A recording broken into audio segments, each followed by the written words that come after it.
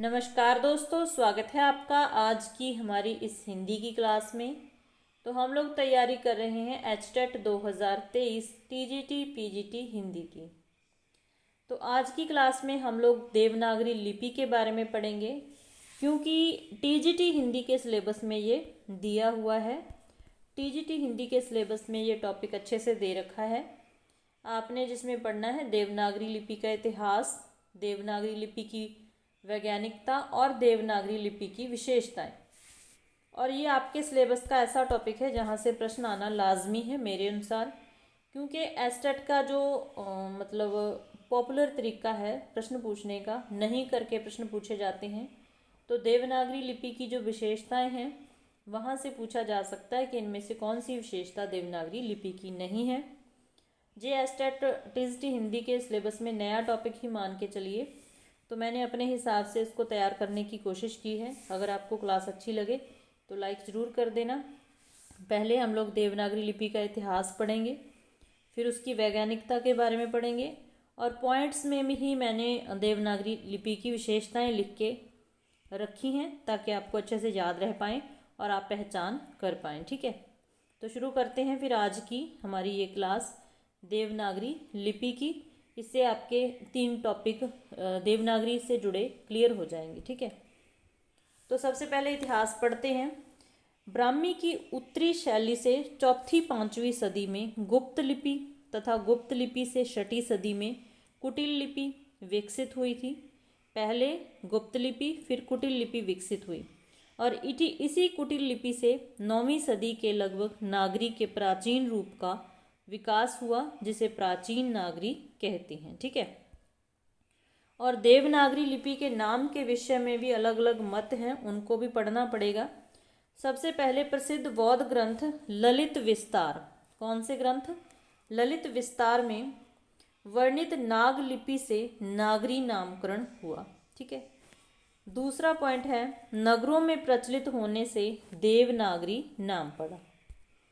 आगे है पाटलिपुत्र को नागर और चंद्रगुप्त को देव कहने के कारण देवनागरी इसका नामकरण किया गया। ठीक है, आगे श्री आर श्याम शास्त्री के अनुसार देवताओं की प्रतिमाओं के बनने के पूर्व उनकी उपासना सांकेतिक चिन्हों द्वारा होती थी। मतलब कि जब किसी भी देवता की कोई प्रतिमा नहीं बनी थी तो सांकेतिक चिन्हों के अनुसार उनके द्वारा उनकी क्या होती थी? उपासना होती थी, जो कई तरह के त्रिकोण आदि यंत्रों के मध्य लिखे जाते थे। वो चिन्ह लिखे कहाँ जाते थे? त्रिकोण आदि यंत्रों के मध्य, और वे जंतर देवनागर कहलाते थे। जिन यंत्रों के मध्य वो चिन्ह लिखे जाते थे, जिस रूप में देवताओं की उपासना होती थी, वो जंतर कहलाते थे देवनागर। और उनके मध्य लिखे जाने वाले अनेक प्रकार के सांकेतिक चिन्ह वर्ण माने जाने लगे, इसी से उनका नाम पड़ गया देवनागरी। ठीक है, गुजरात के नागर ब्राह्मणों के नाम पर नागरी नाम पड़ा। गुजरात के नागर ब्राह्मणों के नाम पर नागरी नाम पड़ गया। डॉक्टर धीरेन्द्र वर्मा के अनुसार मध्य युग के स्थापत्य की एक शैली का नाम नागर होने से नागरी नाम पड़ा। देवनागरी का सर्वप्रथम प्रयोग गुजरात के राजा जयभट्ट के एक शिलालेख में किया गया। तो सबसे पहला प्रयोग कहाँ हुआ? गुजरात के राजा जयभट्ट के एक शिलालेख में। अब हम पढ़ते हैं कि जो देवनागरी लिपि है उसको वैज्ञानिक लिपि माना जाता है। तो ये किस तरीके से वैज्ञानिक है और इसकी वैज्ञानिकता किस तरीके से सिद्ध होती है। ठीक है, संसार की लिपियों में देवनागरी लिपि सबसे श्रेष्ठ है, सर्वश्रेष्ठ लिपि है। प्राचीन नागरी से उत्पन्न यह लिपि देववाणी संस्कृत की होने के कारण देवनागरी लिपि कहलाई। तो संस्कृत भाषा देवताओं की भाषा मानी जाती है, तो देववाणी की लिपि होने के कारण इसका नाम पड़ा देवनागरी लिपि। ठीक है, इसका वर्तमान रूप 10वीं शताब्दी में बनने लगा था और धीरे धीरे इसकी वर्णमाला का विकास हुआ। जो वर्तमान रूप आज प्रचलित है वो 10वीं शताब्दी में बनना शुरू हो गया था, ये भी ध्यान में रखना है। ठीक है, और धीरे धीरे फिर इसकी वर्णमाला का विकास हुआ। प्रारंभ में इसके जो वर्ण थे वो शिरोरेखा से रहित थे, ये पॉइंट भी ध्यान में रखना है। फिर 11वीं से 12वीं शताब्दी तक यह लिपि अपने वर्तमान रूप को प्राप्त हो गई। तो किस सदी तक आकर ये लिपि अपने वर्तमान रूप को प्राप्त हुई? 11वीं से 12वीं शताब्दी। किंतु कुछ वर्ण अपने पुराने रूप में ही चल रहे हैं, आज भी कुछ पुराने रूप में वर्ण प्रचलित हैं। ओझा जी ने स्पष्ट किया है कि ब्राह्मी लिपि ही गुप्त लिपि में तथा कुटिल लिपि के रूप में विकसित हुई और यही आगे जाके क्या बन गई? देवनागरी लिपि के रूप में प्रतिष्ठित हुई है। कौन कहते हैं ये? ओझा जी। वैज्ञानिक लिपि वह लिपि होती है, ये वैज्ञानिक लिपि क्यों मानी जाती है देवनागरी? तो वैज्ञानिक लिपि वह लिपि होती है जो भाषा की समस्त ध्वनियों को यों का त्यों शुद्ध रूप में अंकित कर सके। तो आपको पता है कि जो हमारी देवनागरी लिपि है, हिंदी भाषा जिस लिपि में लिखी जाती है, तो समस्त ध्वनियों को ये ज्यों का त्यों शुद्ध रूप में अंकित करने में समर्थ है। संसार की अधिकांश लिपियां इस दृष्टि से अत्यंत दोषपूर्ण हैं। ठीक है, तो देवनागरी की सबसे बड़ी विशेषता है कि इसमें प्रत्येक ध्वनि को अंकित करने वाले अक्षर हैं। हर एक ध्वनि को अंकित करने वाले अलग अलग अक्षर हैं। ये है देवनागरी लिपि की विशेषता। अगर हम अंग्रेजी की बात करें तो उसमें ये सहूलियत नहीं है, उसमें कहीं कुछ प्रयोग कर लिया जाता है और कहीं कुछ होता है। ठीक है, हम हिंदी भाषा में जो कुछ बोलते हैं वही लिखते हैं, अंग्रेजी और उर्दू भाषाओं में ऐसा नहीं है।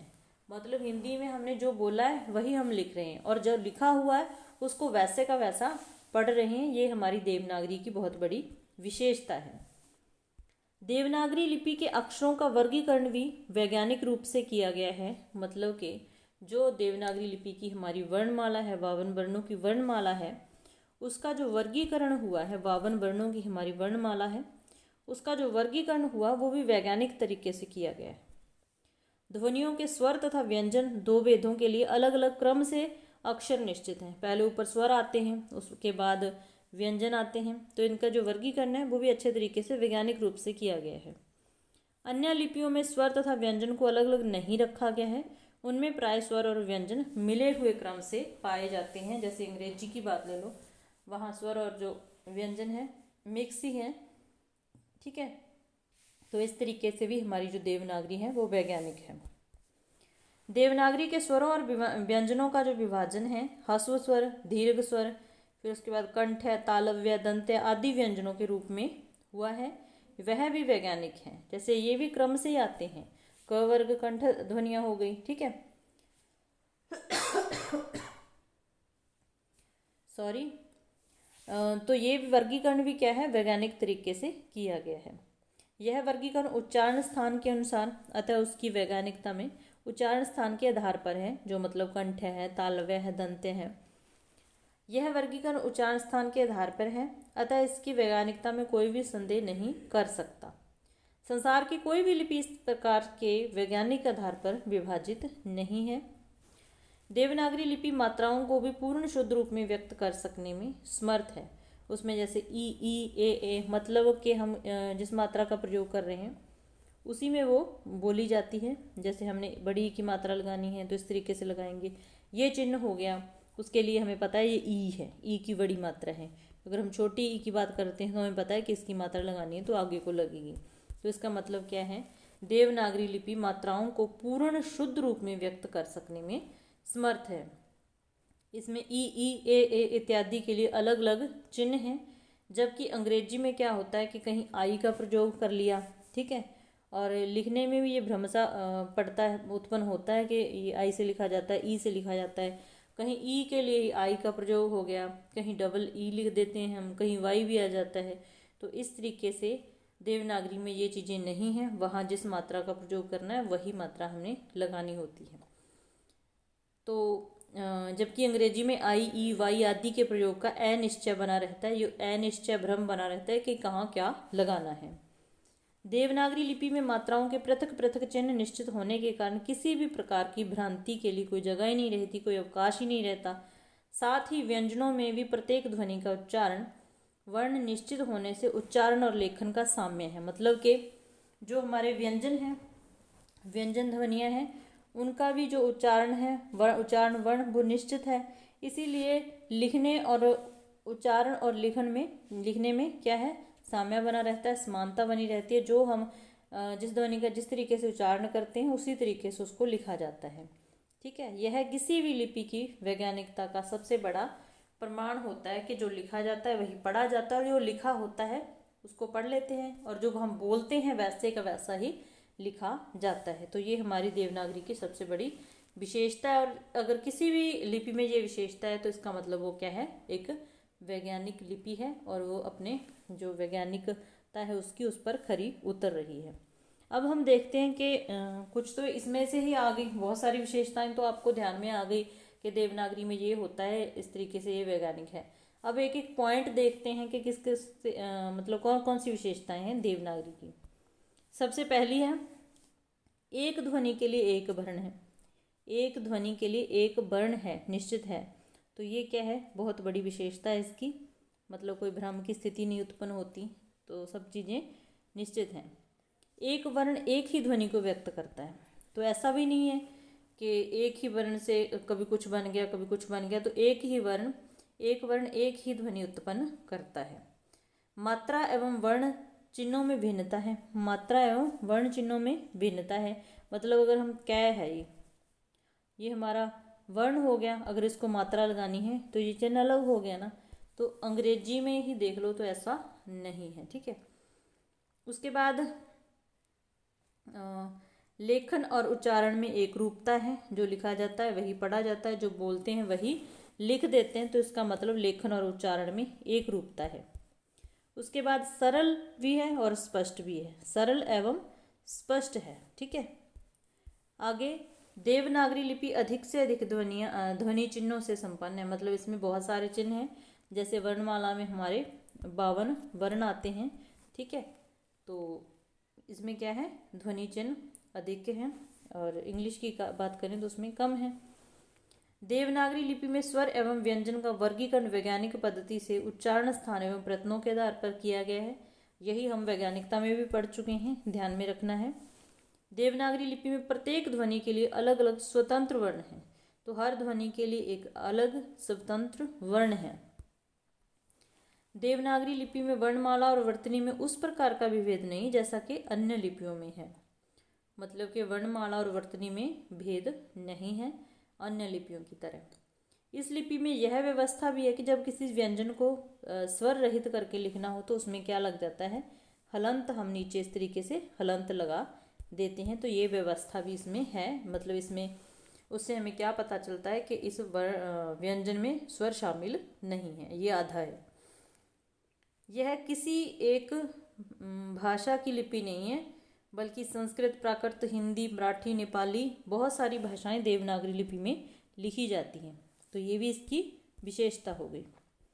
देवनागरी की सबसे बड़ी विशेषता है कि जो लिखा जाता है वही पढ़ा जाता है, और जो पढ़ा जाता है वही लिखा जाता है, ठीक है।